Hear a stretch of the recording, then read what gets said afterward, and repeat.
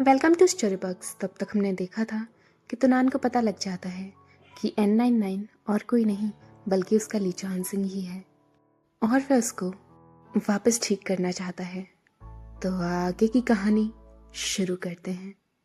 Chapter की starting में हमें न्यूज़ में दिखाया जाता है स्टेट भी लेट मिनिस्टर डोलन को सपोर्ट करता है और अब 3 दिन हो चुके हैं जहां पर उनके मिनिस्टर ने इंडिपेंडेंस की घोषणा कर दी थी।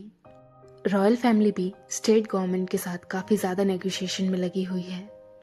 सूचनाओं के मुताबिक नेगोशिएशन टीम स्टेट बी के लिए रवाना हो गई थी और उस टीम में से डोलन का बेटा भी है, लेकिन फिर भी स्टेट बी रॉयल फैमिली के साथ नेगोशिएट नहीं करना चाहती। वहीं फिर मिनिस्टर बोलते हैं, मिस्टर डोलन ने हमारी काफ़ी मदद करी है और मैं काफ़ी ज़्यादा चौंक चुका हूँ कि मैं उनके बेटे से मिल पाया, लेकिन मुझे एक बात नहीं समझ आ रही, तुम रॉयल फैमिली से क्यों जुड़ गए? मिस्टर डोलन ने अपनी पूरी जिंदगी कैलिस के लिए बिता दी, लेकिन रॉयल फैमिली ने कभी उन्हें एक नेक दर्जा नहीं दिया, तो फिर तुम्हें हमारे साथ मिल जाना चाहिए। जियांग कहता है, बात तो आपकी काफ़ी ज़्यादा सही है, लेकिन इतनी बड़ी बड़ी बातों में मुझे बस एक मखौटे की बू आ रही है। मेरे पापा के नाम का आप बस इस्तेमाल कर रहे हैं ताकि आप अपना काम निकाल सकें। मेरे पिताजी को रॉयल फैमिली ने ग्रैंड ब्यूरियल भी दिया था। उनका अंतिम संस्कार काफ़ी ज़्यादा शाही तरीके से हुआ था और कैलिस भी धीरे धीरे डेवलप होता जा रहा है। अगर इन चीज़ों में आप इस तरह से विथड्रॉ करेंगे तो ऐसे स्टेट बी को कुछ कमियों का सामना करना पड़ेगा, जो कि अच्छा नहीं होगा। और तो और मेरे पास इनफ एविडेंस है कि मैं आपको बता सकूं कि जो मेरे पिताजी थे वह हमेशा से रॉयल फैमिली का साथ दिए हैं और जो आप कर रहे हैं वो इस चीज़ के सख्त खिलाफ है। अगर मैंने एक बार भी यह एविडेंस जनता को दिखा दिया तो मेरे पिताजी के जो फॉलोअर्स थे वो आपको सपोर्ट नहीं करेंगे। और फिर मिनिस्टर गुस्सा हो जाता है, तुम्हें बात समझ नहीं आ रही है। जियांग कहता है, मैं समझता हूँ, आपके पीछे जनरल हीन का हाथ है। जनरल हीन और सायन का इन्फ्लुएंस पहले ही स्टेट बी में काफ़ी ज़्यादा नुकसान पहुँचा चुका है और आप काफ़ी ज़्यादा मुश्किल पोजीशन पे हैं।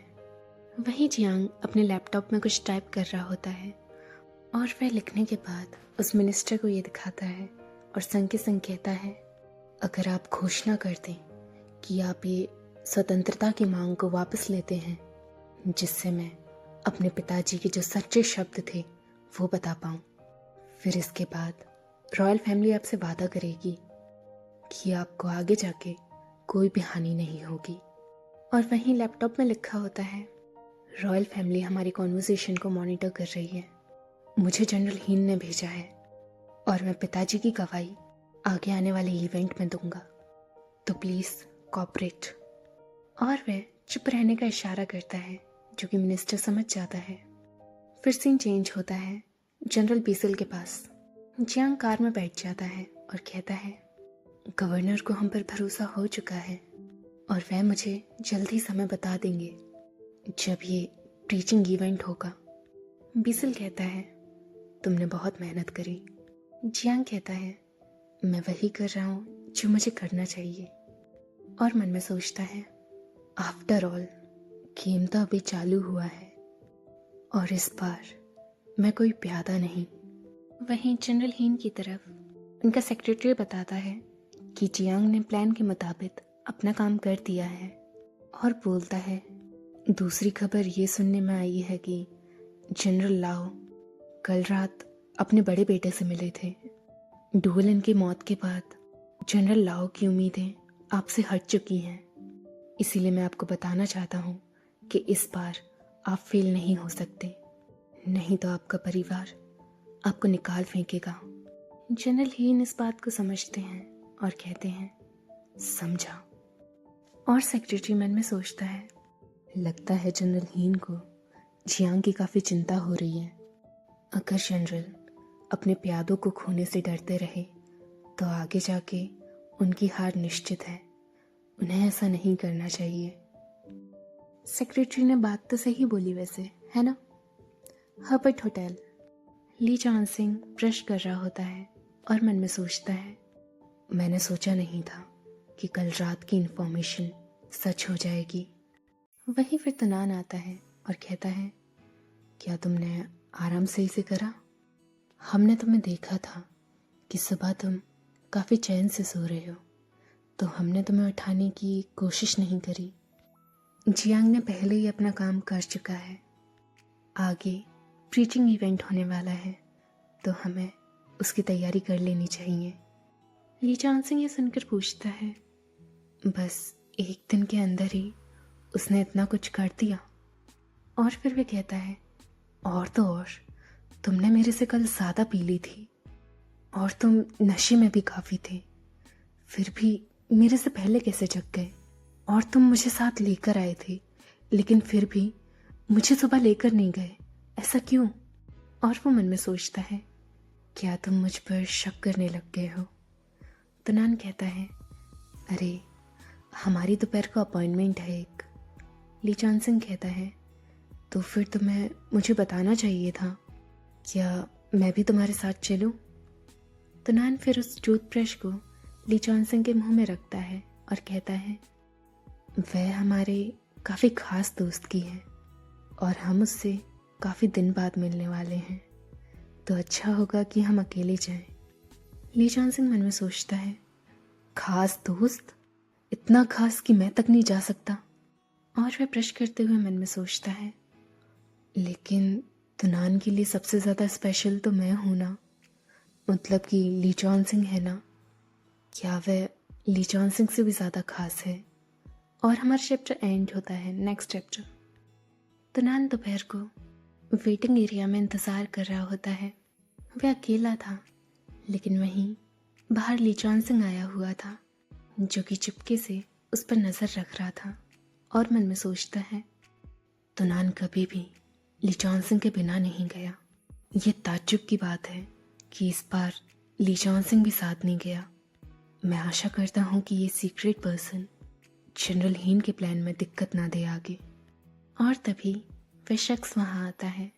जी हाँ, वह शख्स और कोई नहीं, हमारे प्रिंस वालू थे। ली जॉन सिंह प्रिंस वालू की ओर देखता है और मन में सोचता है, प्रिंस वालू? तभी शायद मुझे कल रात ये इन्फॉर्मेशन मिली। जनरल हीन सही में काफ़ी ज़्यादा कैलकुलेटिव है। उन्हें पहले से ही पता था कि प्रिंस वालू यहाँ आने वाले हैं। और फिर वहीं सिटिंग एरिया में तनान बोलते हैं, तुम्हें देरी हो गई।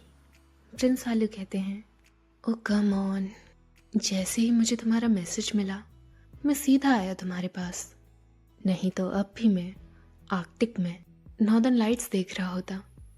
तनान ये सुनकर पूछता है, आर्कटिक? हाँ, हमने सुना था कि तुमने खुद से ही रॉयल फैमिली से अलग होने का फैसला करा है और उसके बाद तुम घूमने निकल गए थे, लेकिन आर्कटिक क्यों? प्रिंस वालू कहते हैं, हाँ ये सच है। एनगोनी के सामान में मुझे उसकी डायरी दिखी। उसमें उसके पास्ट एक्सपीरियंसेस के बारे में सब कुछ लिखा हुआ है और कई सारी उसकी भविष्य की इच्छाएं जो कि वह पूरी करना चाहता था। वो हमेशा से ही आर्कटिक में नॉर्दर्न लाइट्स देखना चाहता था, तो मैं बस वो सब काम कर रहा हूँ जो कि वह करना चाहता था। ये सुनकर तनान मन में सोचता है, हमने सोचा नहीं था कि प्रिंस वालू एनगोनी के लिए सब कुछ त्याग देंगे। और फिर प्रिंस वालू अपनी डायरी निकालते हैं और कहते हैं, चलो अब इस बारे में बात नहीं करते। हीन ने पक्का कुछ ना कुछ तो करा है ली जॉन सिंह के साथ, जिससे वह अपनी याददाश्त भूला है। इस बारे में बात करी जाए तो मुझे इस डायरी में एक क्लू मिला जो कि शायद हमारी मदद कर सकता है। देखो, मैंने इसे यहाँ पर बुकमार्क कर रखा है। हीन मिलिट्री एकेडमी। वो लोग एक टेक्नोलॉजी डेवलप कर रहे थे जिसमें अपने दुश्मन स्पाइस का वह ब्रेन वॉश करते और उसमें उनकी यादें जोड़ देते जो उनके मरे हुए एजेंट्स हैं, ताकि वह उन स्पाइस को अपना आदमी बना सके। शायद ली जॉन सिंह भी इसी एक्सपेरिमेंट का शिकार हुआ है। वहीं ली जॉन सिंह उनकी ओर देख रहा होता है और मन में सोचता है, ये तुनान को क्या दिखा रहा है? ऐसा क्या राज है उसमें? तुनान जब ये सब पढ़ रहा होता है तो उसे काफ़ी ज़्यादा गुस्सा आ रहा होता है और वह कहता है, इन लोगों की इतनी हिम्मत कि इन्होंने ली चांसिंग को एक्सपेरिमेंट की तरह इस्तेमाल करा। अगर इसकी वजह से ली चांसिंग के साथ कुछ भी हुआ तो हम ही इनको छोड़ेंगे नहीं। उसे उसकी ज़िंदगी से सौदा करना होगा। प्रिंस वालू कहते हैं, जब एनगोनी ने ये एक्सपेरिमेंट के बारे में बताया था तब वो ऑनगोइंग था, तो उसने इस बारे में नहीं लिखा कि इस एक्सपेरिमेंट को किस तरह से क्रैक डाउन करा जा सकता है। और प्रिंस वालू नोटिस करते हैं कि ली चांसिंग उन पर नज़र रख रहा है और फिर वह तुनान की चिन को छूते हैं और तुनान के पास आकर कहते हैं, जो यादें गलत तरीके से दिमाग में घुसाई जाएं वो हमेशा झूठी होती हैं। मुझे लगता है कि अगर तुम किसी से प्यार करते हो, वो भी सच्चे दिल से, तो तुम इस इंसान को नहीं भुला सकते। चाहे तुम कितनी भी कोशिश कर लो, तुम्हारा दिल उसके लिए हमेशा धड़कता है। इतना क्लोज होते हुए जब ली चांसिंग प्रिंस वालू को देखता है तो उसे काफ़ी ज़्यादा गुस्सा आने लगता है और वह जेलस होने लगता है और मन में सोचता है, प्रिंस वालू आखिर करना क्या चाहते हैं? जिस तरह से वे तुनान के पास जा रहे हैं ये कुछ ज़्यादा क्लोज नहीं। और ये तुनान ये धक्का क्यों नहीं देता प्रिंस वालू को? क्या तुम्हें ली चांसिंग नहीं पसंद? क्या ये ली चांसिंग के लिए सही होगा? आया बड़ा ली चांसिंग का लॉयर। और फिर प्रिंस वालू अपना हाथ बढ़ाते हैं और कहते हैं, योर मैजेस्टी, मेरे साथ चलिए। मैं आपको हर चीज़ के सवाल दिखाऊंगा जिसकी आप तलाश कर रहे हैं। और तुनान प्रिंस वालू की ओर देखने लगता है। फिर सीन चेंज होता है। प्रिंस वालू और तुनान लिफ्ट में जा रहे होते हैं। प्रिंस वालू कहते हैं, प्लीज़ पहले आप। जैसे ही तुनान एंटर कर रहा होता है तभी उसका कोई हाथ पकड़ता है। 1 मिनट रुको, वो ली चांसिंग था। तुम उसको ले जा रहे हो बिना मेरे से पूछे। और इसी के साथ हमारा चैप्टर ख़त्म होता है। मैंने जैसे कि कहा था प्रिंस वालू आ चुके हैं तो कुछ ना कुछ मज़ेदार तो होगा। तो वो जानने के लिए आप देखते रहिए स्टोरी बक्स।